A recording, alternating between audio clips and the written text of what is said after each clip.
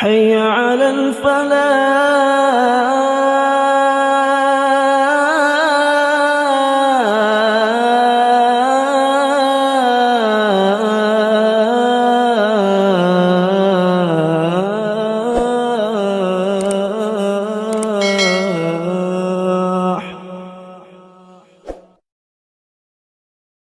Bismillahirrahmanirrahim. Assalamualaikum warahmatullahi wabarakatuh.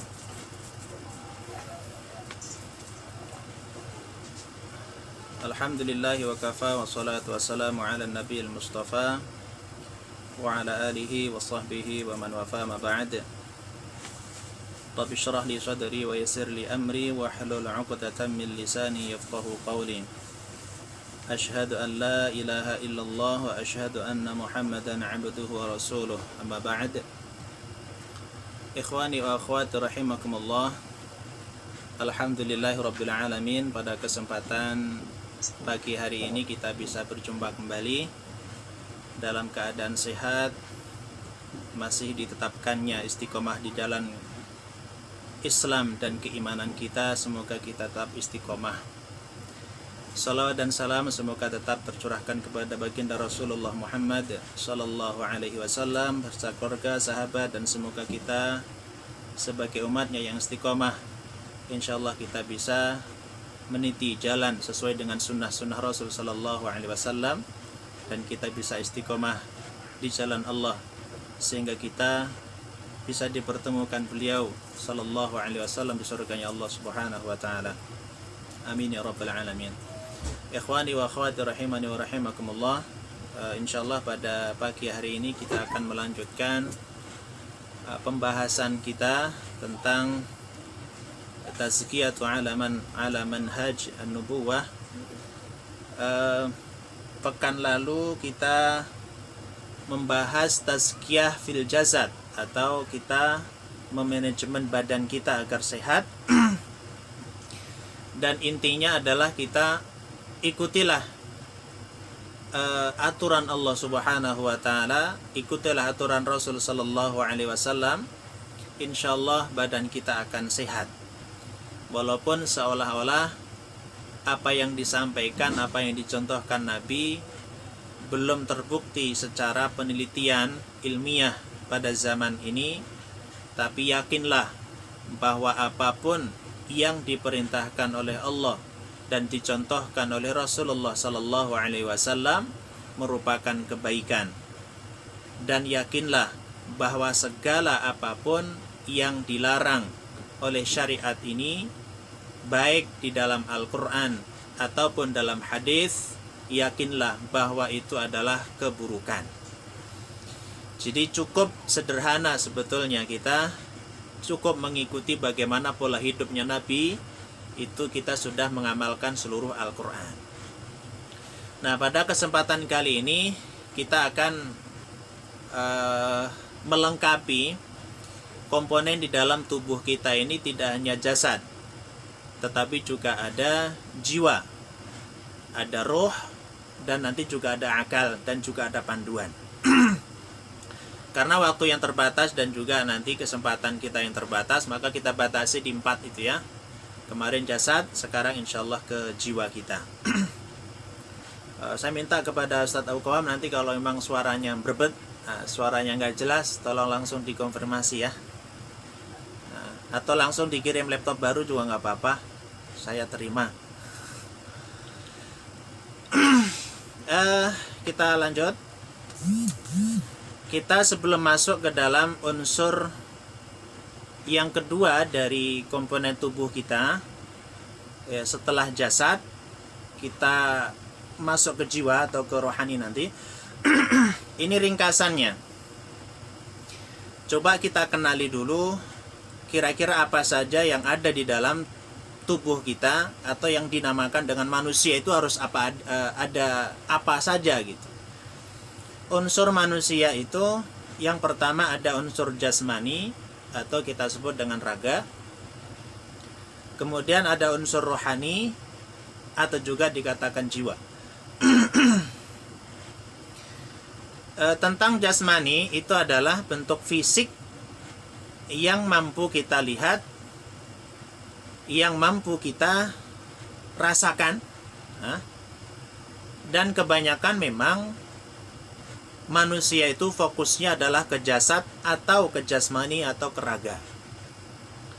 Bahkan kalau kita lihat dalam ilmu kesehatan, yang saat ini itu ada fakultasnya, yang saat ini ada jurusan spesialisnya, itu hanya sebatas penyakit yang berhubungan dengan jasmani. Hingga saat ini saya sendiri belum pernah mendengar ada fakultas yang jurusan spesialis kesabaran, itu belum ada. Spesialis keadilan juga saya belum pernah mendengar. Karena itu urusannya bukan urusan fisik, tapi adalah non fisik. Maka unsur yang kedua adalah rohani atau jiwa. Ini sebetulnya kalau di dalam ilmu tasawuf, roh dan jiwa itu sesuatu yang berbeda. Dan menurut para ahli kesehatan, ahli psikologi dan seterusnya, itu juga sekian banyak pendapat, dan kita tidak masuk ke dalam ikhtilafat atau masuk ke dalam perbedaan-perbedaan pendapat itu. Kalau pengen mendalami silahkan, banyak buku-buku karya Imam Al-Ghazali berkenaan dengan hal ini dalam ilmu tasawuf, dan juga nanti penelitian-penelitian. Yang jelas gini, dalam diri kita itu ada unsur rohani, ada unsur pendorong agar untuk kita melakukan sesuatu, dan itulah nanti tempat sarangnya nafsu atau hawa nafsu kita. Sebelum saya membahas lebih lanjut, kita ulas sebentar tentang jasmani. Urusan jasmani, kita lihat fisik kita manusia ini, Allah katakan itu min sulalatin min ma'in mahin, atau min tin, min sulalatin min tin, atau bisa dikatakan bahwa sebetulnya jasad fisik kita ini Allah Subhanahu wa ta'ala ciptakan dari bumi. Nah, ini harus kita pahami ya. Berarti asal kita fisik ya, fisik ini asalnya bumi atau tanah. Maka nanti dia pasti hidup di tanah, dan nanti makan konsumsinya semua makanannya itu juga pasti dari bumi, dan nanti pasti akan kembali ke bumi. Jadi konsep ini juga mendasari kesadaran kita bahwa jasad kita yang kita rawat, yang kalau sedikit saja sakit kita obati, yang kita pelihara sedemikian rupa, bahkan mahal untuk sekedar menyehatkan badan kita, ujungnya memang pasti akan kembali kepada bentuk asalnya, yaitu ke tanah. Jadi kembali dari tanah dan hidup di tanah, dan nanti akan kembali ke tanah, dan Allah bangkitkan dari tanah. Makanya kalau kita ringkas, sebetulnya kita itu diberikan pelajaran penting di sini. Kenapa manusia diciptakan dari tanah? Agar kita mengambil pelajaran penting dari tanah. Coba lihat tanah. Tanah itu selalu di bawah. Tanah adalah tempat yang paling bawah. Maka sampai dikatakan ardun. Ardun itu sebenarnya bukan tanah artinya. Ardun itu adalah lawan dari sama. Dari segi bahasa, as-sama itu sebetulnya ma fawqa ra'sina fahuwa sama. Apapun yang berada di atas kita itu semuanya sama semua. Maka sama itu nggak jelas, ini yang mana gitu. Apakah yang warna biru? Sekali lagi, warna biru bukan warna langit yang sesungguhnya, karena jauh dari jangkauan pandangan kita, maka menjadi biru. Seperti lautan, semakin dalam semakin terlihat biru. Tapi apakah airnya itu biru? Tidak, airnya tetap bening. Tapi kenapa biru? Untuk menunjukkan apa? Jauhnya pandangan kita karena saking dalamnya. Nah, ardun itu adalah sesuatu yang paling bawah. Jadi ardun sesuatu yang paling bawah, yang kita injak itu namanya ardun. Jadi Raghib al-Asfahani misalkan Al-Mufradat fi Gharibil Quran menyebutkan dua hal itu. Kenapa bumi ini dibahasa Arabkan ardun? Karena kita injak sesuatu yang paling bawah namanya ardun. alamnya namanya dunia. Nah, gitu ya. Nah, dunia itu adalah diambil dari kata daniyun. Daniyun itu memiliki banyak makna. Yang pertama adalah landai, wadaniyatan alaihim dhilaluha, dinodaniyah misalkan. Itu sesuatu yang rendah, kemudian juga bisa bermakna sesuatu yang terbatas dan nanti akan hancur. Nah, karena kita dari bumi, maka suplemen kita ini, suplemen dari badan atau jasad itu semuanya dari bumi. Tidak ada makanan kita yang datang dari langit, kecuali manna dan salwa, dan itu sekarang sudah tidak ada.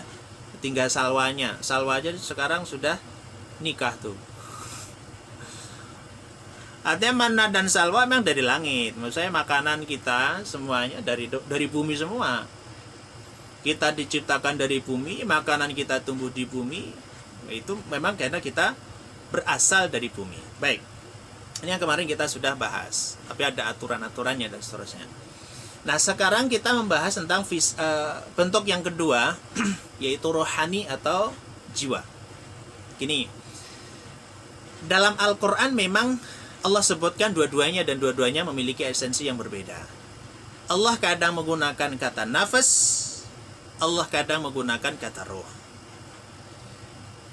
Lalu apa perbedaan nafas dan roh? Nah, ini yang panjang. Nanti akan saya singkat saja gini. Salah satu pendapat perbedaan antara roh dan nafas, kalau kita artikan roh itu nyawa ya. Roh itu ya roh atau nyawa, nafas itu jiwa. Gitu. Roh dan jiwa itu apa bedanya gitu. Ada pendapat yang sangat mudah kita pahami. Kalau Allah menggunakan roh, itu artinya yang masih terpisah dengan jasad kita. Allah biasanya menyebutkannya apa? Roh. Wa nufikha fir ruh, fanuikha ruh. Allah meniupkan roh, berarti kan rohnya belum menyatu. Kemudian yas'alunaka 'anir ruh, ketika mereka bertanya tentang roh, artinya adalah sesuatu yang terpisah itu tadi, atau yang belum menyatu. Tapi kalau sudah menyatu dengan jasad atau fisik manusia, biasanya Allah menggunakan nafas. Contoh misalnya, ya ayyatuhan nafsul mutmainnah irji'i ila rabbiki radiyatan mardiyah. Kenapa Allah gunakan kata nafas di situ? Karena masih menyatu dengan jiwa, menyatu dengan jasad, dan kemudian Allah panggil. Nah, itu sebetulnya sangat gampang untuk kita pahami. Walaupun nanti dalam ilmu tasawuf, misalkan Imam Al-Ghazali lebih merinci lagi. Salah satu pendapat yang populer adalah nafas itu sebetulnya sesuatu yang diberikan otoritas untuk menentukan baik atau buruk, artinya melakukan kebaikan atau keburukan. Sedangkan roh adalah untuk menghidupkan manusia seolah-olah mesinnya, dan dia tidak memiliki dampak positif atau negatif. Jadi seolah-olah roh itu alat untuk hidup gitu. Nah, jiwa itu adalah perangkat untuk mendorong manusia menjadi baik atau buruk. Wallahu a'lam shawab, terlepas dari semua perdebatan itu, yang jelas rohani atau yang kita sebut dengan jiwa, nah ini yang kalau kita lihat secara bahasa Arab, nafas itu artinya jiwa. Nah, ini sering saya sampaikan ya, terutama di RKNF. Saya nggak tahu generasi yang mana ya, generasi yang di Kuningan atau di Al-Hanif. Pokoknya tahun itulah. Kita sering mengatakan gini, kamu jangan mengikuti hawa nafsu gitu ya. Hawa nafsu itu sebenarnya rangkuman dari dua suku kata yang berbeda. Coba kita lihat, yang memiliki dorongan sesuatu itu yang hawa atau yang nafsu. Nah, gitu. Yang memiliki arti keinginan itu hawa atau nafsu, atau dua-duanya. Cobalah nanti di ayat Al-Quran misalkan ada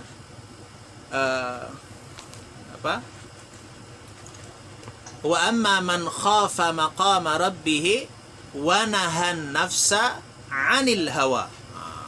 Misalnya ketika Allah berfirman itu surat An-Nazi'at ya. Wa amma man khafa maqama rabbih wa nahan nafsa. Jadi bagi orang-orang yang mereka itu yakhaf maqama rabbi, dia takut kepada Allah Subhanahu wa taala, wa nahan nafsa, dan mereka menahan an-nafs, menahan jiwa, anil hawa, dari hawa. Nah, jadi sebetulnya nafs artinya jiwa, hawa artinya keinginan atau al-iradah syahwiyah, keinginan syahwat. Arti dalam ayat itu berarti orang yang menahan jiwanya dari keinginan syahwatnya gitu. Tapi di kita diserap dalam bahasa Indonesia yang namanya keinginan itu nafsu. Kamu itu makanya kok nafsu sekali sih, Kak? Gitu. Nafsu itu kalau diterjemahkan berarti jiwa ya. Ih, kamu makanya jiwa sekali. Tapi juga susah dirubah, masa jadi hawa? Ih, makanya hawa. Makanya digabung hawa nafsu. Baik. Nah, jiwa atau rohani itu tidak keluar atau tidak Allah munculkan, tidak Allah ciptakan dari bumi. Tapi rohani itu sebetulnya sudah ada sebelum jasad kita ada. Maka istilah rohani atau jiwa tidak pernah menua dan tidak pernah mati. Yang kita katakan mati adalah ketika ada jasad seseorang yang tanpa roh, namanya mati. Tapi rohnya tetap hidup. Artinya roh itu adalah sudah ada sebelum jasad itu ada. Dan di mana itu? Dari langit tentunya, dari Allah Subhanahu wa taala. Mana buktinya dari langit? Lihat, ada hadis Bara bin Azib yang cukup panjang. Ketika manusia menjelang wafat, kemudian setelah wafat, maka roh ini akan diangkat oleh Allah Subhanahu wa taala ke langit. Kenapa ke langit? Karena kembali ke asalnya gitu. Walaupun nanti dikembalikan lagi menyatu dengan jasad, tapi artinya adalah roh ini karena datangnya dari langit, maka nanti suplemennya juga harus dari langit. Ini yang harus kita pahami dulu dari sini ya. Kalau jasad karena dasarnya dari bumi, maka makanannya dari bumi. Karena rohani, jiwa kita dari langit, maka makanannya juga harus dari langit. Apa maksud dari langit? Itu syariat Allah Subhanahu wa taala.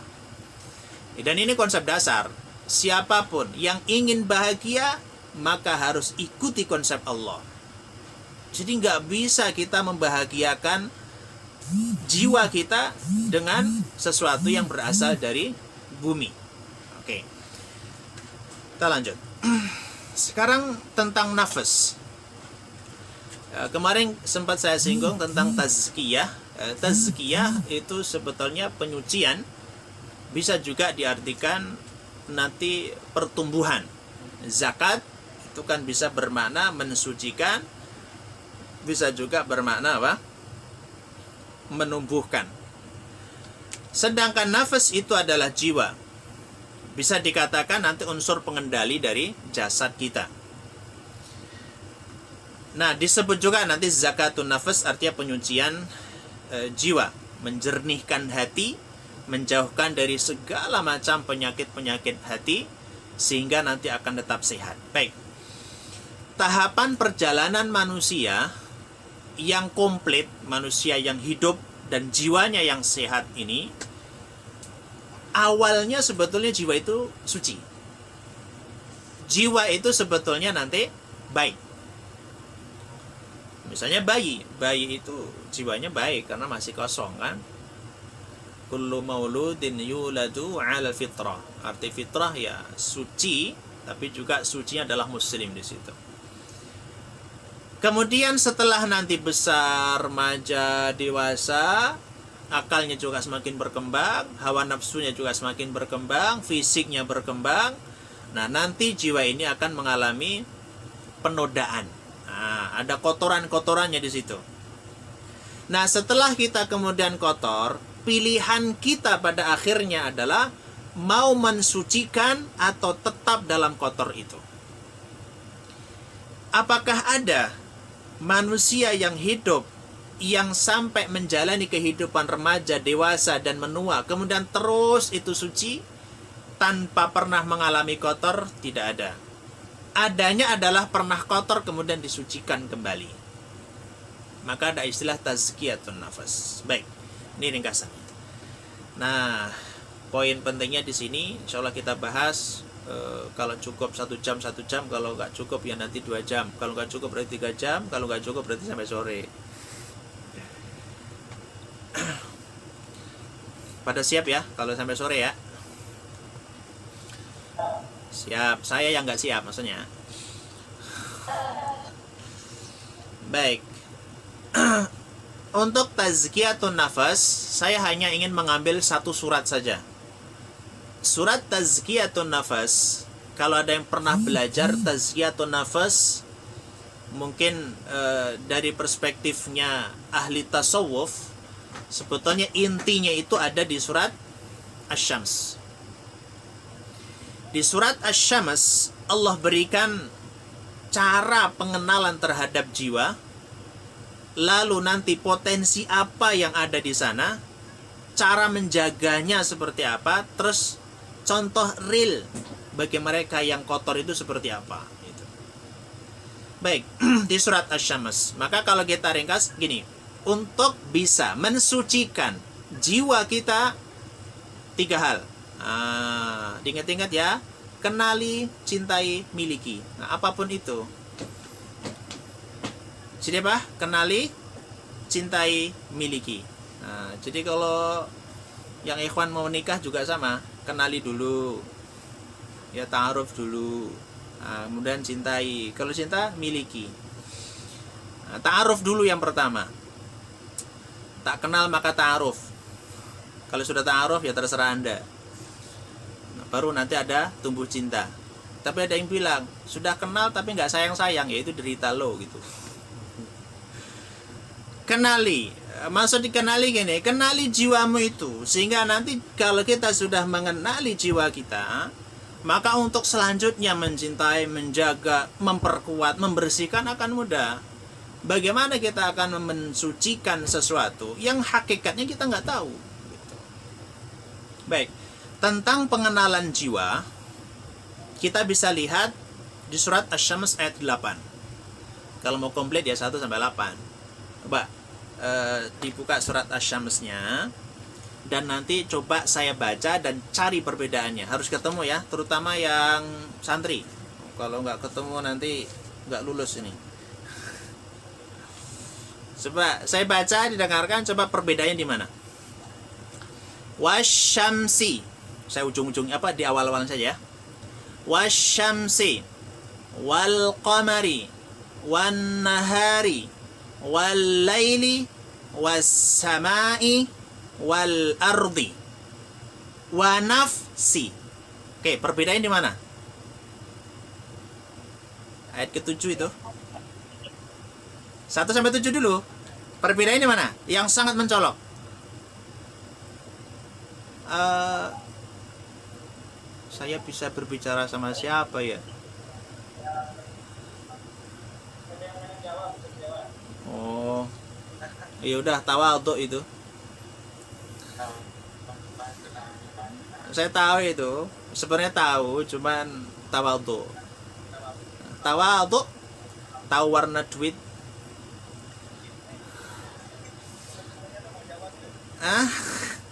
Ya, coba saya baca. Ini yang ikhwan nggak apa-apa lah. Ini videonya nongolin biar saya kayak ngomong sama orang gitu.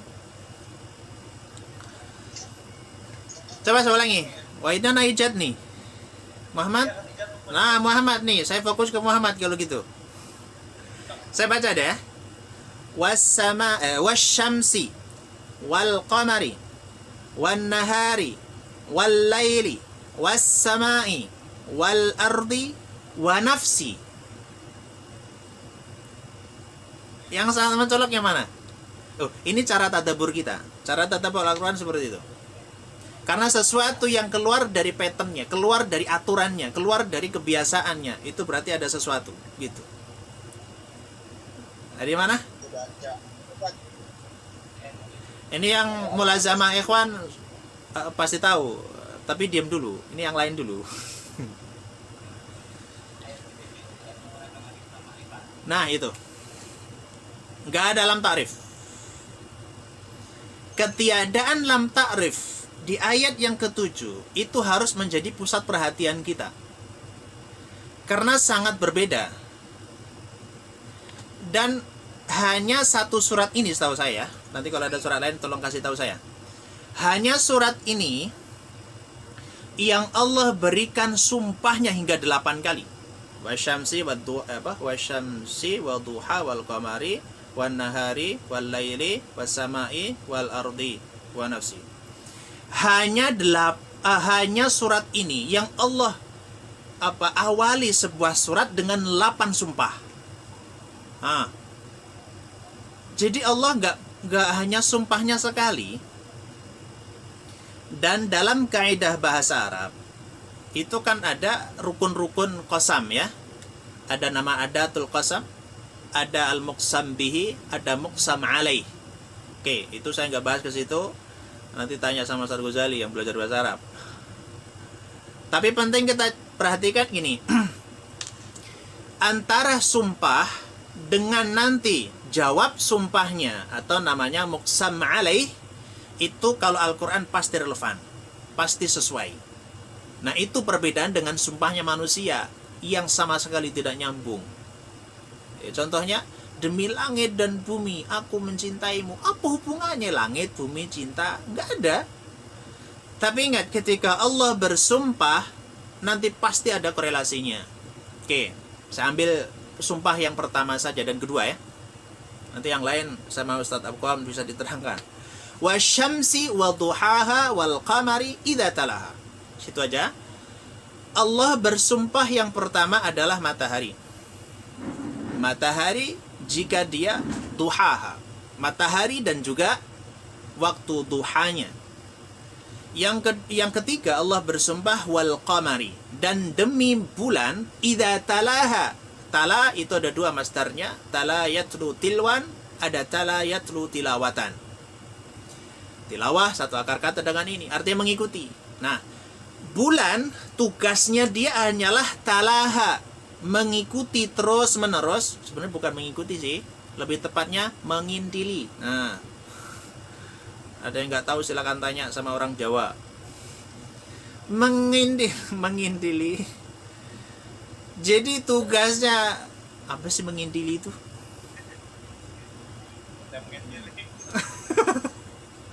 Yang ya pokoknya mengintili lah. Ada orang Jawa kan? Nah, itu Ridwan ketahuan. Mengintili. Jadi kalau mengikuti itu kan nggak harus dekat. Misalnya saya mengikuti Nabi loh. Nabi tapi nggak ada fisiknya, tapi saya mengikuti gitu loh. Tapi mengintili itu fisiknya ada, terus kita ikuti terus menerus. Nah, bulan itu terus menerus mengikuti matahari kan peredarannya. Nah, karena mengikuti peredaran terus-menerus itu, maka yang didapat oleh bulan, sang bulan adalah cahaya. Dan cahaya bulan menjadi simbol keindahan, simbol kecantikan. Dan seolah-olah lebih cantik daripada matahari. Hebat ya? Nggak ada simbolisasi kecantikan matahari. Misalkan suami bilang sama istrinya, Adinda, Umi, wajahmu seperti matahari. Panas dong. Iya, emang setiap kali pulang panas. Simbolisasi keindahan itu pasti bulan. Indah. Kenapa? Karena ada cahayanya tapi tidak panas. Nah, makanya perempuan tuh kayak gitu. Perempuan tuh kayak bulan. Cahayanya terang tapi tidak menimbulkan panas gitu. Kalau laki-laki panas iya tapi cahayanya terang gitu. Oke. Nah, bulan itu mengikuti terus-menerus matahari, dapatnya cahaya. Nah, nanti jiwa ini, nafas juga seperti itu. Jiwa layaknya matahari, ya. Saya stop di situ. Kita fokus ke ayat 8. Fa'alhamaha fujuraha wa taqwaha. Kata Allah, untuk mengenali jiwa kita itu seperti apa, potensinya apa saja, lalu cenderungnya bagaimana? Lihat pengenalannya Allah tentang jiwa, an-nafas. Kata Allah, fa'alhamaha fujuraha wa taqwaha. Pertama, jiwa itu memang sesuatu yang tidak nampak, abstrak ya. Jadi kalau kita berbicara jiwa itu berbicara sesuatu yang tak terlihat nggak kasat mata, sesuatu yang tak terlihat. Dan nanti makanya apapun yang ada di dalam hati semuanya itu nggak terlihat. Semua perasaan itu kan tidak terlihat.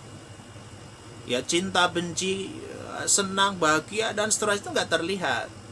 Memang tidak terlihat itu jiwa, tapi sebetulnya dampaknya itu yang pasti akan sangat terlihat jelas. Nah, jiwa manusia kata Allah di surat ini di ayat yang ke-8, alhamaha, Allah itu mengilhamkan. Dia, artinya Allah, itu mengilhamkan. Arti ilham itu di bawah mukjizat loh. Itu di bawah wahyu loh. Jadi kekuatan ilham itu di bawah wahyu. Artinya apa? Sesuatu yang tanpa kita usahakan kemudian kita dapat, itu namanya ilham. Ilham itu sebetulnya bagus. Maka ilham kepada binatang ini, kepada manusia ini dan seterusnya gitu. Tapi konotasi di Indonesia kenapa jadi negatif? Ya karena di otak-atik. Karena ilham itu kemudian diartikan wangsit. Nah, jadi kalau wangsit itu ya jadinya kayak Lia Edan itu. Lia Edan itu kan gara-gara punya ada wangsit. Nah, sekarang bukan wangsit kali ya, dapat pangsit. Dapat wangsit, kemudian ada kabar sesuatu yang tanpa dia usahakan. Nah, ini ilham itu sebetulnya kita mendapatkan sesuatu tanpa usaha kita. Kalau ilmu nanti jatuhnya ilmu laduni itu. Ada ilmu kasbi, ada ilmu laduni ya. Rasul itu ilmu laduni semua. Jangan menisbatkan tentang ilmu caranya ya, maksud saya kepada Rasul ya. Itu nggak bisa. Nanti nggak usah sekolah lah, Nabi aja nggak sekolah juga pinter. Lah itu Nabi. Nggak usah sekolah lah, Abu Bakar juga nggak ada gelarnya, nggak pernah sekolah, nggak bisa. Oke ya. Nah, ilham itu artinya Allah memberikan cuma-cuma kepada setiap jiwa manusia. Ada dua potensinya.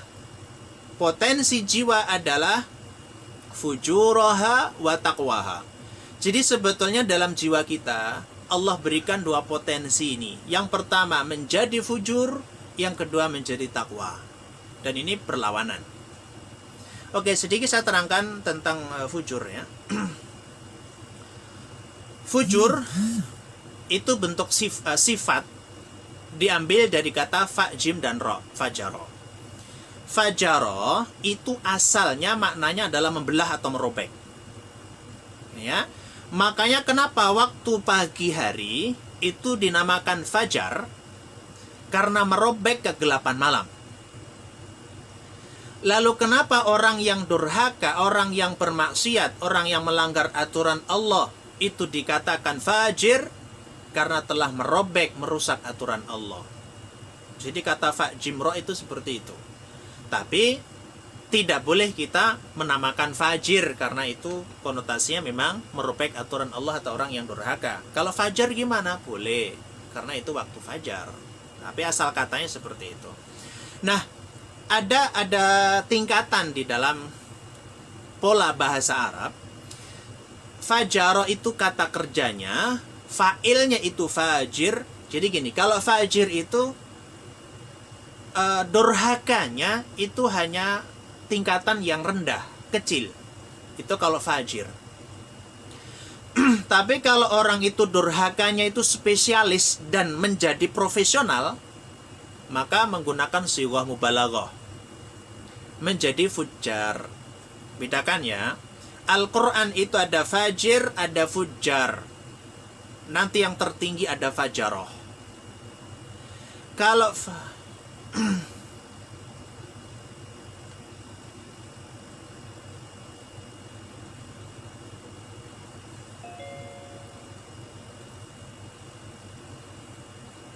kenapa Mas?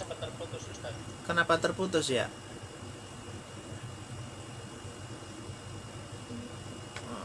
Oke, sudah nyambung lagi? Bisa dengar saya Ustaz Pukawam? Ya, udah nyambung lagi. Udah. Baik. Baik, saya ulangi. Fujur adalah sifat yang tingkat durhakanya itu sudah sangat keterlaluan. Nah, gitu. Itu fujur. Jadi orang yang sudah tidak lagi mengindahkan aturan Allah Subhanahu wa taala. Apalagi sudah fajarah. Fajarah itu selain profesional juga sudah rutin. Dan dia seperti seolah-olah sudah mendarah daging. Nah, nanti pola-pola seperti ini kalau kita pahami, itu sangat mudah untuk tadabbur Al-Quran. Misalkan ada wailul likulli humazatil lumazah. Lumazah itu diambil dari kata hamazah dan lamazah. Lamazah itu kalau di bahasa Indonesia jadi lemes, mulut lemes, itu lumazah. Baik, itu fujur. Tapi di sisi lain, itu Allah berikan potensi juga menjadi orang yang terbaik, yaitu takwa. Baik, pengenalan cukup di sini. Jadi jiwa kita ada dua potensi besar. Jadi potensi menjadi orang fujur dan juga menjadi orang takwa. Kalau sudah menjadi takwa, kata Allah, laqad khalaqnal insana fi ahsan at-taqwim. Akan menjadi makhluk terbaik, bahkan bisa mengalahkan makhluk yang termulia sekalipun. Tapi kalau sudah rendah, tidak ada yang lebih rendah dari manusia yang rendah. Itu maksudnya dari fujurah wa taqwaha. Dan ini potensi tidak bisa dua-duanya berkembang pesat, nggak bisa. Pasti salah satunya yang berkembang, salah satunya nanti akan kalah. Tidak ada orang yang sangat takwa tapi juga sangat jahat, juga nggak ada. Kalaupun labelnya misalnya seolah-olah seorang yang alim tapi kok perbuatannya jahat, berarti alimnya kamuflase, kan gitu. Nggak bisa terkumpul antara baik dan buruk. Kemudian bagaimana cara menjaga? Apa pesan Allah terhadap jiwa ini? Yaitu di ayat 9 dan 10-nya. Allah katakan waqad khaba man dassaha. Kemudian qad aflaha man zakkaha wa qad khaba man dassaha. Sungguh sangat beruntung bagi mereka yang mampu mensucikannya.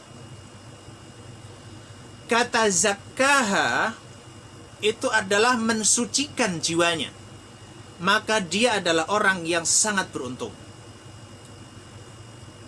Cara untuk mensucikannya, jiwa itu, kita harus ngikutin aturan Allah. Karena tadi jiwa adalah berasal dari langit, berarti makanan juga harus langit. Berarti Al-Quran ini. Dan juga sunnah Rasul SAW secara aplikatifnya. Maka ketika Allah katakan qad aflaha man zakkah, inti dari tazkiyatun nafas adalah ini dalilnya. Sungguh aflah, sungguh sangat beruntung bagi siapapun yang mampu, yang dapat, yang bisa mensucikannya. Itu kembali ke nafas. Tapi Allah ingatkan di ayat berikutnya, wa qad khaba man dassaha. Khaba itu tidak hanya rugi, memang terjemahannya rugi, tapi kerugian yang lebih daripada sekedar khusr. Kalau di surat Al-Asr itu innal insana lafi khusr. Khusrun itu menurut sebagian pendapat gini, bedanya dengan khaba. Kalau khusrun itu, kita misalkan saya berdagang atau orang berdagang, modalnya 100 juta. Setelah saya beri produk, kemudian ternyata saya jual, itu nggak ada untungnya, tapi modal saya masih balik gitu. Itu dikatakan khusar. Tapi kalau khoba, itu sudah tidak ada untung plus modalnya hilang gitu. Jadi kalau bahasa kita mungkin rugi plus plus gitu ya. Ya kayak dalam bahasa syahih itu kan kakaknya bakhil. Kalau bakhil itu kan pelit. Nah, kalau syuh itu syahih, pelit plus plus gitu. Nah, sekarang kita akan bahas sedikit bagaimana cara kita untuk zakah. Lalu apa saja unsur-unsur yang dapat dassaha, mengotorinya. Jiwa kita asalnya adalah suci.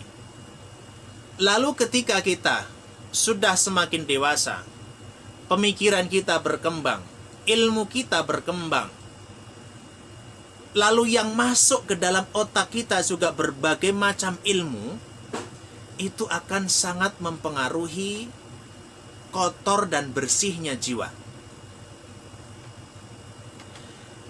Gini, ketika kita melihat satu fenomena tertentu, kalau kita ingin melihat sebetulnya potensi yang saat ini tuh berkembang itu yang mana, terus ada kotor atau tidak, nah, coba dicek ini. Nanti setelah ini saya akan sedikit memberikan contoh yang lebih banyak insya Allah. Coba raba sendiri, coba introspeksi sendiri. Saat kita menemukan teman di jalan misalnya, kemudian kita sapa, ternyata teman itu tidak menjawab sapaan kita, tidak menjawab salam kita, dan kita tegur juga tidak melihat kita. Oke, coba ini cara kita mendiagnosa penyakit kita itu apa, salah satu itu ya. Di antaranya, ya banyak sekali nanti contoh-contohnya. Kalau setelah kita berpapasan tadi, setelah kita memberikan salam, menegur, atau WA nggak dibalas-balas, nelpon nggak diangkat, ngetuk pintu rumahnya nggak dibuka, dan seterusnya ya, nanti sama semua itu. Yang muncul dalam hati kita apa? Kalau yang muncul itu, tuh kan marah kan, tuh kan gitu kan, gara-gara kemana tuh udah marah tuh, dia kemarah sama saya. Kalau semua yang muncul adalah negatif, itu artinya kita punya penyakit jiwa kita. Kalau memang jiwa kita yang muncul takwanya, itu pasti tidak akan suudzon. Ketika WA tidak dibalas, misalkan, maka kita akan husnudzon yang muncul. Oh, mungkin bisa jadi lagi sibuk. Ngetok pintu nggak dibuka-buka, mungkin lagi dia istirahat. Atau kalaupun ada di rumah, mungkin tidak sedang tidak mau menerima tamu, dan seterusnya. Di mana kita meletakkan perasaan saat itu, kira-kira itulah gambaran kondisi daripada hati kita. Nah, jadi cara mensucikannya sebetulnya gampang berarti kan?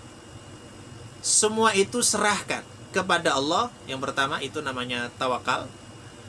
Yang kedua, berusahalah selalu untuk berhusnudzon. Dengan cara kita berhusnudzon, insya Allah kita akan mengurangi kotoran jiwa itu. Tadi yang saya sebutkan yang pertama adalah kita serahkan kepada Allah, termasuk adalah keimanan kita kepada Allah. Nah, saya akan menjabarkan yang pertama tadi ya. Jadi yang kedua tadi adalah husnudzon. Selain itu tadi kita harus serahkan semuanya kepada Allah. Nah, cara penyerahannya itu gini. Kita harus pahami dulu konsep tauhid kita kepada Allah dengan cara kita bertasbih. Tasbihnya yang benar. Kalau tasbihnya benar, insya Allah jiwa ini akan suci dan jiwa ini akan bersih. Nah, hanya makna tasbih ini sering kita memahaminya hanya separuh. Artinya kita pahami hanya sebatas lafaz subhanallah. Gini ya, tasbih itu sebetulnya bentuk masdar dari sabbaha yusabbihu. Dan sabbaha satu akar kata dengan sabaha yang artinya berenang. Sabaha artinya berenang, sabbaha artinya bertasbih. Apa korelasinya?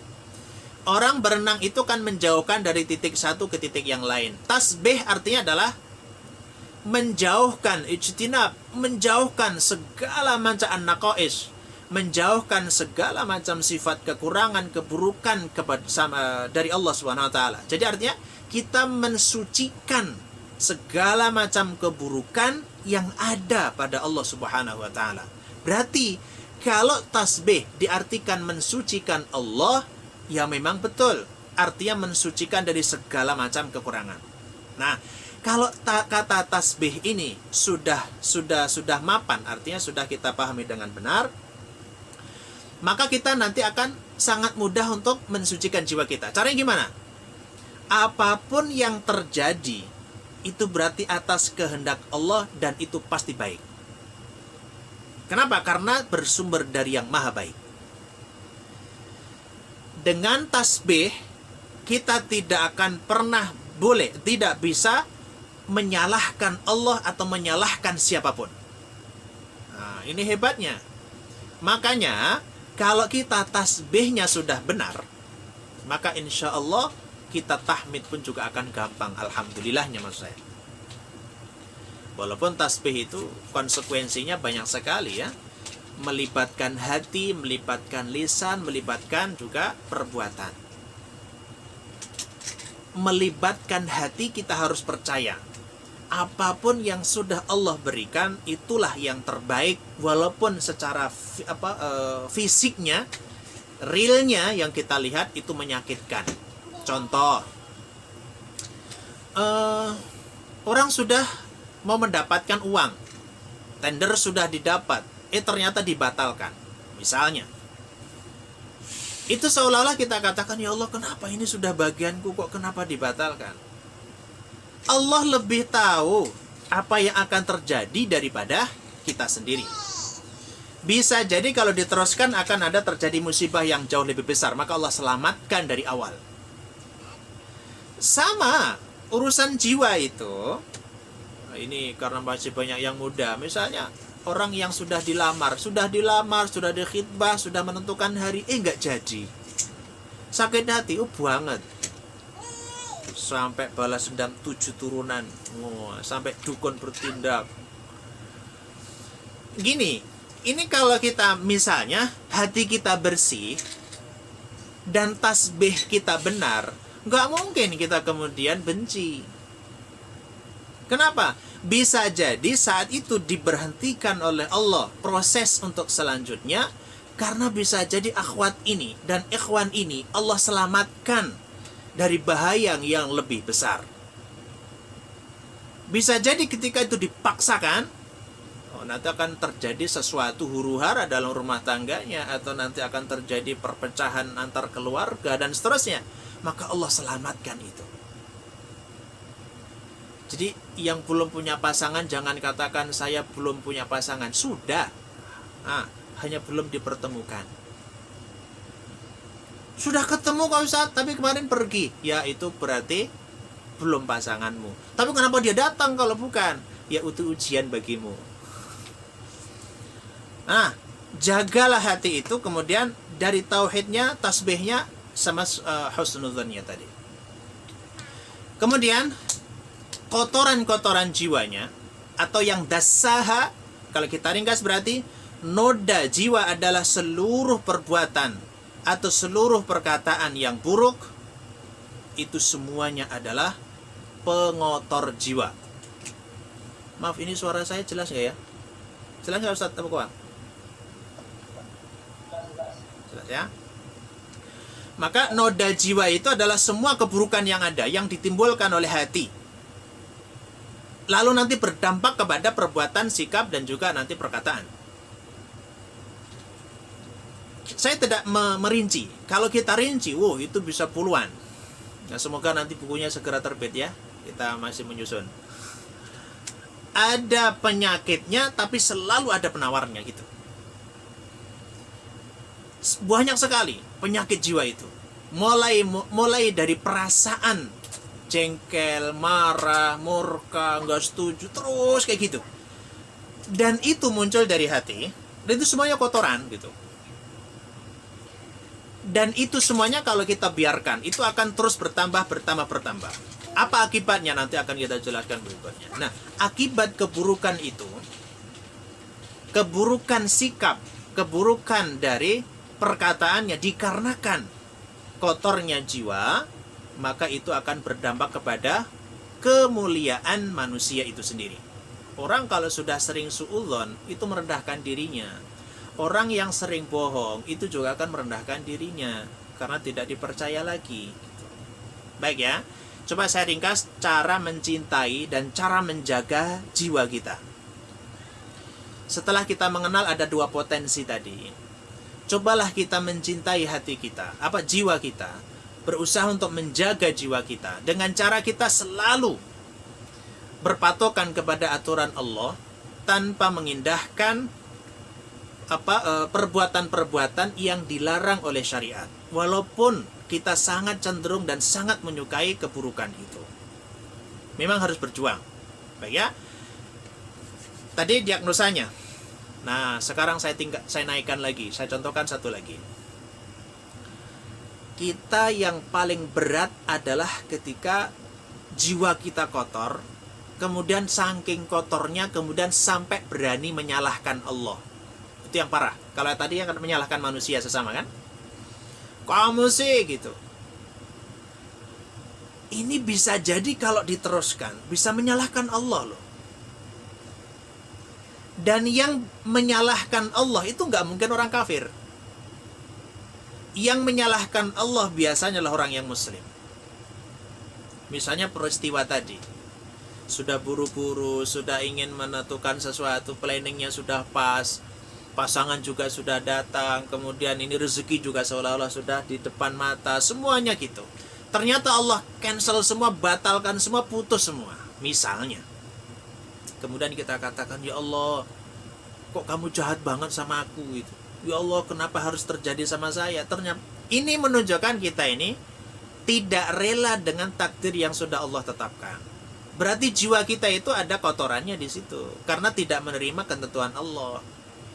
Seolah-olah kita itu lebih mengetahui dari Allah.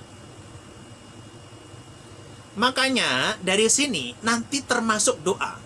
Ingat, setiap doa seorang muslim itu sebetulnya Allah kabulkan. Fa idza sa'alaka 'ibadi 'anni fa inni qaribun ujibu da'wata da'i idza da'an. Allah sudah katakan bahwa wa idza sa'alaka 'ibadi, dan apabila hambaku itu bertanya tentang aku ya Muhammad, fa inni qaribun, sesungguhnya aku itu dekat. Ujibu da'watad da'i, dan aku pasti mengabulkan setiap siapapun yang berdoa. Ini harus digaris bawah. Allah pasti mengabulkan doa. Tapi kalau jiwanya itu kotor, saat kita berdoa kemudian tidak kunjung dikabulkan sesuai persis dengan apa yang kita minta, lalu kita katakan Allah nggak sayang sama saya. Itu suudzon lagi. Padahal sudah Allah kabulkan, tapi dengan bentuk yang berbeda. Contoh, ya Allah, saya minta uang 100.000 ya Allah, 100.000 aja ya Allah. Kita mintanya 100.000. Padahal saat ini yang kita butuhkan bukan 100.000-nya, tapi 5 juta. Hanya bentuknya judut, kemudian turun pintunya. Besok ya Allah mobil, turun. Rodanya nggak gitu juga. Kita minta sesuatu itu kan karena keinginan, bukan yang kita butuhkan. Kita itu nggak tahu apa yang kita butuhkan besok. Allah yang maha tahu. Dan yang memberikan besok itu apa? Ya Allah gitu loh. Maka jangan pernah kita berhenti untuk berdoa, karena doa kita selalu dikabulkan walaupun dalam bentuk yang lain. Jadi keinginan kita jangan pernah mengalahkan tawakal kita kepada Allah agar jiwa kita selalu suci. Baik, saya di sini dulu ya. Nanti kalau kurang jelas bisa ditanyakan. Yang ketiga, miliki dan kuasai. Nah, tentang memiliki dan menguasai jiwa kita, Allah berikan panduan. Panduan ini nanti seolah-olah Allah memberikan tahapan atau stepnya ya. Misalkan ketika Allah katakan kama arsalna fikum rasulan minkum yatlu alaikum ayatina wa yuzakkikum wa yu'allimukumul kitaba wal hikmata wa yu'allimukum ma lam takunu ta'lam. Di surat Al-Baqarah ayat 151 dan juga nanti di surat yang lainnya ya. Allah itu mengumpamakan sebagaimana ketika Allah itu mengutus seorang Rasul kepada umat. Dan Rasul itu dari golonganmu sendiri. Kalau lihat konteksnya berarti dari golongan Quraisy, orang Arab. Kalau di konteksnya kita adalah sesama manusia, sama-sama manusianya. Jadi alasannya biar kita tidak punya alasan untuk tidak mengikuti Nabi. Kenapa kamu gak ngikutin Nabi? Kalau misalnya Nabinya dari malaikat, susah kita. Kenapa ngikutin Nabi? Nabi kan malaikat. Enggak, Nabi dari jenis sendiri, jadi manusia. Dan Rasul itu yatlu alaikum ayatina. Nah ini, cara kita miliki, cara kita menguasai jiwa adalah kita harus yatlu alaikum. Sebagaimana yang Rasulullah ajarkan kepada kita, langkah pertama adalah tilawah. Bukan qiraah ya, bukan qiraatul Quran, tapi tilawatul Quran. Tilawah itu lebih mendalam daripada qiraah. Karena tilawah itu adalah harus diikuti dengan pemahaman. Kalau tilawah ya tidak cukup baca, jadi harus diikuti dengan pemahaman maknanya dan juga nanti diikuti dengan amalnya. Nah, mensucikan jiwa itu berarti dengan Al-Quran yang dibaca dan dengan sunnah Rasul Sallallahu Alaihi Wasallam, itu intinya. Dan Rasul itu juga wa yu'allimukumul kitab, yang mengajarkan terus menerus Alkitab dan juga hikmah. Wa yu'allimukum ma lam takunu ta'lam. Jadi agar kita terus miliki jiwa kita, selalu kita kendalikan, artinya selalu kita bisa arahkan. Hanya satu cara, kita harus mengikuti cara Al-Quran. Jangan pernah serahkan jiwa kita kepada setan. Jangan pernah serahkan jiwa kita kepada orang lain. Jadilah diri kita sendiri melalui Al-Quran dan sunnah Rasul Sallallahu Alaihi Wasallam. Jangan sampai kita sudah mengenali jiwa, sudah mencintai, ternyata setelah dicintai diambil orang. Kenapa? Karena kita tidak mampu menjaga dan tidak mampu memiliki. Nah ini saran untuk yang ikhwan ya, biar segera memiliki yang dia sudah cintai. Nah, kesimpulan gini, ketika tadi sudah Allah kenalkan kepada kita bagaimana potensi jiwa, Al-Quran merekam macam-macam jiwa itu ada 3 terkait dengan potensi yang dimiliki oleh jiwa antara taqwaha dan fujuroha. Nah, jadi taqwaha, fujuroha terus berebut ini. Jadi mana yang asupan gizinya itu lebih besar, itu yang akan berkembang. Kalau jiwanya terus dipupuk dengan kebaikan-kebaikan, dengan tilawatil Quran, dengan sholatnya, dengan qiyamnya, dengan Al-Quran terutama, takwanya akan berkembang, fujurnya akan hilang. Tapi kalau terus-menerus dikotori hatinya dengan dendam, dengan suudzon, dengan prasangka yang buruk dan seterusnya, maka ini yang berkembang fujurnya, takwanya akan tenggelam.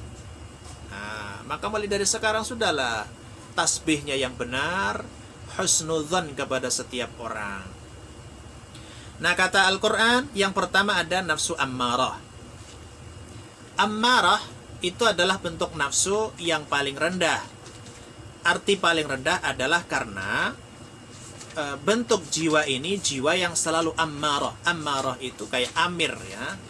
Amir itu hanya merintahkan sekali saja. Tapi kalau ammarah itu selalu merintahkan. Kata Allah di surat Yusuf, "Wa ma ubarri'u nafsi, inna nafsa la ammaratum bisu." Ammaratun bisu artinya adalah jiwa yang terus-menerus mendorong kepada kemaksiatan, terus-menerus mendorong kepada kenikmatan secara fisik atau kenikmatan yang membawa akhir ujungnya adalah kesengsaraan. Dan ini kebanyakan bagi orang-orang kafir karena tidak punya rem. Nah, orang Islam itu punya rem. Ketika ada keinginan syahwat yang tinggi, nanti ada syariat yang mengeremnya atau menghalanginya. Orang kafir itu nggak ada, bebas saja. Maka di barat ketika ada homoseksual, kemudian ada seks bebas misalnya, ribawi dan seterusnya, kan nggak ada batas. Itu ammarah terus. Jadi jiwa itu terus mendorong kepada keburukan. Dan ingat, keburukan itu yang langsung melaksanakan adalah jasad. Tapi yang merasakan jiwa juga ikut merasakan. Oke. Kemudian yang kedua, itu ada jiwa yang lebih tinggi tingkatannya dari ammarah. Namanya adalah lawamah. Lawamah itu diambil dari kata lama yalumu. Laumata laim, itu mencela. Lawamah artinya terus-menerus mencela. Mencela siapa? Mencela dirinya sendiri. Ada nafsu, ada jiwa yang bahasa saya sih ini jiwa yang labil ya. Kenapa jiwa yang labil? Gini, bentuk dari lawamah itu ketika misalnya kita melakukan dosa atau kemaksiatan. Setelah itu kita sadar, ya Allah, kenapa tadi saya melakukan gitu? Ya Allah, kenapa saya dari qiyamul lailnya cuma 2 rakaat? Ya Allah, gitu menyesal. Jadi karena kekurangan amal baik dan karena telah melakukan keburukan kemudian menyesali, itu lawama, mencela dirinya sendiri. Ya Allah, kenapa sih? Tapi besok gitu lagi, gitu. Ya Allah, kenapa tadi setorannya cuma 2 ayat? Ya Allah, kenapa cuma 2 ayat? Tapi besok 2 ayat lagi, gitu. Dan ini penyesalan itu lawama terus menerus, jadi menghardik terus menghardik, jadi capek ya memang, tapi ini tahapannya masih lebih bagus dari ammaratun bisu. Maka ketika Allah bersumpah, la uqsimu biyaumil qiyamah wa la uqsimu bin nafsil lawamah, ada ungkapan dari para ulama, misalkan Imam At-Tabari dan juga Imam Ibnu Katsir, ketika mengatakan lawamah maksudnya adalah bisa di akhirat dan bisa ketika di dunia. Ketika di akhirat terutama adalah nanti akan lawamah, akan mencela dirinya karena sedikitnya amal kebaikan dan karena masih melakukan keburukan. Oke, itu lawamah. Mencela, tapi besok ngulangi lagi, mencela lagi, ngulangi lagi, mencela lagi, ngulangi lagi gitu. Ini kalau taubat kayaknya juga taubat ini apa? Taubat cabe, taubat Lombok. Pedes, kapok. Besok kalau nggak ada cabe nyari. Jadi taubat, nanti makan lagi, taubat, makan lagi gitu. Lawamah, ada nafsu atau jiwa yang sudah sangat tenang dan stabil dalam kebaikan. Namanya disebut dengan nafsul mutmainnah. Nafsul mutmainnah itu itminan, artinya jiwanya yang sudah tenang, jiwanya yang sudah tidak terpengaruh dengan perbuatan, ucapan siapapun, karena sudah nyambung kepada Allah dengan sangat kokoh gitu. Ketika Allah katakan ya ayat Tuhan nafsul mutmainnah, Allah memanggil orang-orang yang jiwanya itu sudah tenang. Arti tenang karena dia tentram, damai bersama Allah. Ingat ya, kedamaian ini yang saya tadi katakan. Kedamaian, ketenangan jiwa sumbernya harus dari Allah, dari langit. Orang yang pengen tenang jiwanya, maka harus mengetahui konsep Qur'ani, konsep ilahi. Tidak akan pernah bisa orang tenang dengan ketenangan yang hakiki kecuali lewat konsep Qur'ani, konsep sunni, dan konsep dari Al-Quran, sunnah, dan juga Allah SWT tentunya, atau syariat secara umumnya. Coba aja lihat, kalau memang ketenangan itu kepada harta benda, seharusnya orang yang paling tenang itu adalah Qarun. Kalau memang ketenangan itu diletakkan kepada jabatan, seharusnya yang paling tenang itu adalah Fir'aun. Ternyata bukan itu semua. Ketenangan berhak kita dapatkan siapapun kita, asalkan kita punya keinginan, asalkan punya tekad, dan punya sarana untuk ke sana. Apa itu? Amal kebaikan. Jadi sambungkan diri kita kepada Allah Subhanahu wa ta'ala. Apapun kejadiannya, apapun yang terjadi, apapun yang kita lakukan, coba sambungkan kepada Allah. Caranya gimana? Sebelum melakukan aktivitas apapun, mintalah persetujuan Allah. Tanya dulu, kira-kira kalau saya gini Allah ridho nggak ya? Gitu loh. Itu sebelum melakukan. Saat melakukan, kita juga harus selalu ingat Allah, bahwa saya bisa melakukan ini karena Allah. Bahkan di saat kita bisa mengucapkan hamdalah sekalipun, kita seolah juga harus alhamdulillah karena Allah masih memampukan kita untuk mengucapkan alhamdulillah. Dan terkadang kita istighfar pun sama. Kita seolah-olah juga bisa alhamdulillah masih bisa istighfar. Nah, orang yang sudah tenang hatinya itu seperti itu. Dan sesudah melakukan aktivitas apapun, maka berusahalah untuk selalu mengingat kenikmatan Allah dengan mengucapkan hamdalah. Yang wajib, yang harus kita puji, yang berhak untuk menerima pujian kita hanya Allah Subhanahu wa ta'ala. kalaupun kita bekerja sama orang, kemudian bos itu memberikan gaji kepada saya, itu karena take and give aja ya. Karena saya bekerja, dia saya tolong, maka dia memberikan upah. Selesai. Jadi kalau kita berbuat sesuatu karena selain Allah, itu sudah pasti kecewa gitu. Itu pengotor jiwa. Orang yang hatinya mutmainnah itu tidak terpengaruh dengan kata-kata orang, tidak terpengaruh dengan pujian orang, tidak terpengaruh dengan celaan orang, dan itu akan menjadi ikhlas yang betul-betul murni ikhlasnya. Jadi orang itu kalau sudah ikhlas, ikhlasun niyah, ikhlasul amal, ikhlas itu artinya memurnikan sesuatu hanya untuk Allah. Kalau ikhlas dalam hal amal, berarti ada 3 unsurnya ya. Yang pertama, agar indikasi bahwa amalan kita ikhlas, yang pertama tidak dipengaruhi oleh pujian dan celaan orang lain. Itu namanya ikhlas. Kalau masih dipuji kemudian terbuang, hidungnya mengembang, kemudian semakin semangat. Kalau dicela kemudian dia tidak semangat, oh berarti belum ikhlas. Yang kedua, tidak mengingat-ingat perbuatan yang sudah dia lakukan. Itu juga salah satu indikasi, terutama dalam sedekah. Yang ketiga, tidak mengharapkan balasan kecuali dari Allah semata.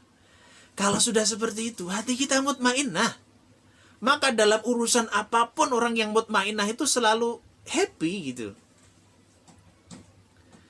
Misalnya berteman, ini yang di asrama misalnya ya, ketemu dengan temannya kok ngeselin, ketemu dengan si dia lagi, sudah dikasih tahu, ngeyel lagi. Kan ada temen ya, dikasih tahu sekarang, besok gitu lagi. Kemungkinan, ya gini, kalau mutmainnah, saya contohkan mutmainnah, ini antara ammarah, lawamah atau mutmainnah gitu ya. Orang itu kalau buruk kemudian ada di depan samping kita, itu pasti Allah itu lebih tahu. Itu tasbih tadi. Itu kalau hati kita baik, hati kita itu mutmainnah, kita nggak akan pernah mencela dia. Allah kirimkan orang seburuk ini nih, misalnya. Itu karena Allah sudah melihat potensi kita, bisa merubah sikap dia karena wasilah perantara kita. Loh, itu jadi ladang dakwah. Jadi itu mutmainnah. Kalau mutmainnah itu udah tenang, damai gitu. Punya uang ya tenang. Punya uang banyak ya tenang, punya uang agak banyak ya tenang, punya uang banyak banget ya tenang, pokoknya tenang terus. Jadi semuanya itu diserahkan kepada bagaimana cara kita menyikapi. Nah, mutmainnah itu tenang. Makanya ketika Allah panggil ya ayatuhan nafsul mutmainnah, kenapa itu korelasinya antara kematian dan mutmainnah itu apa gitu? Allah memanggil wahai jiwa yang tenang. Kenapa jiwa yang tenang? Kalau kita jiwa yang sudah tenang, meninggalkan dunia itu bahagia. Kenapa? Karena itu takdir Allah, selesai. Jadi orang yang hatinya tenang karena dia terhindar dari sifat-sifat pengotor jiwa.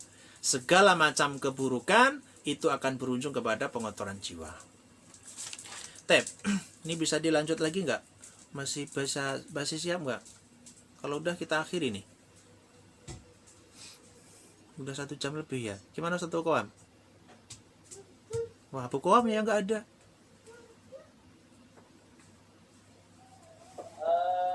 Barangkali ada sesi tanya, ada yang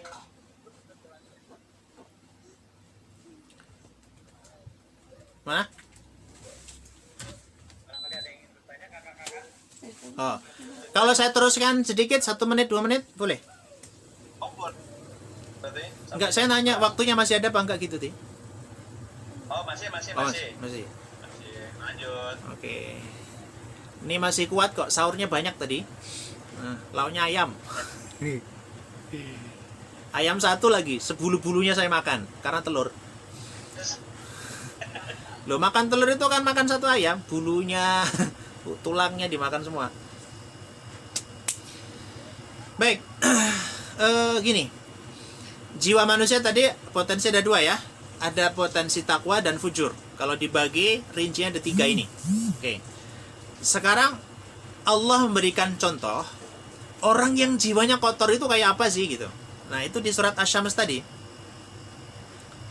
Di surat Asy-Syams itu Allah berikan contoh orang yang jiwanya itu Masya Allah kotornya gitu, sehingga tidak lagi menggunakan akal sehat saat melakukan sesuatu.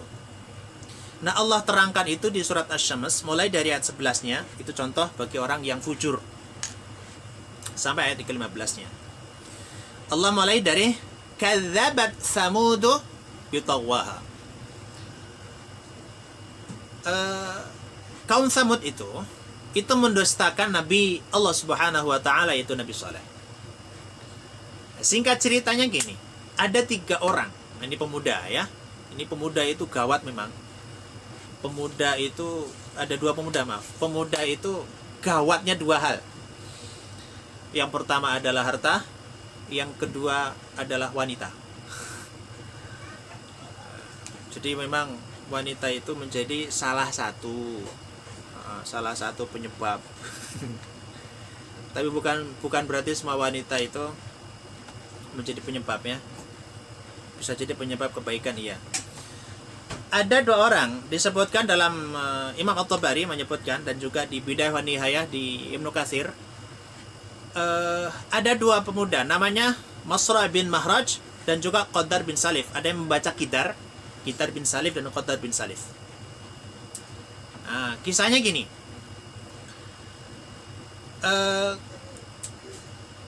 Masra bin Mahraj itu adalah seorang pemuda yang dia nanti diberikan iming-iming atau dijanjikan oleh seorang perempuan yang memiliki anak gadis, disodorkan.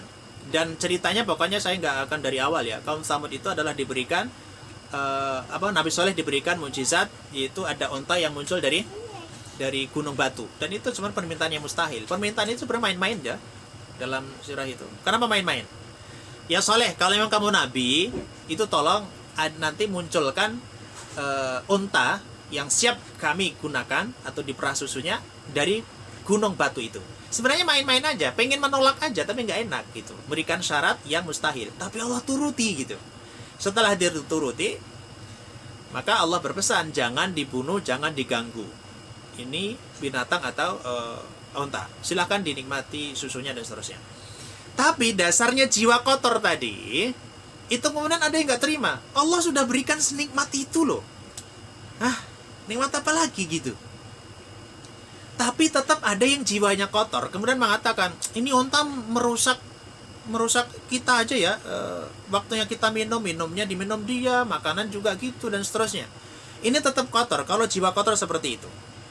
Sehingga ada pemuda namanya Masra bin Mahraj ini ditawarkan seorang putri, dan dia katakan, kalau kamu berani membunuh unta ini, unta Nabi Saleh itu, maka kamu boleh menikah dari putri-putriku manapun yang kamu inginkan. Tuh kan godaannya lagi.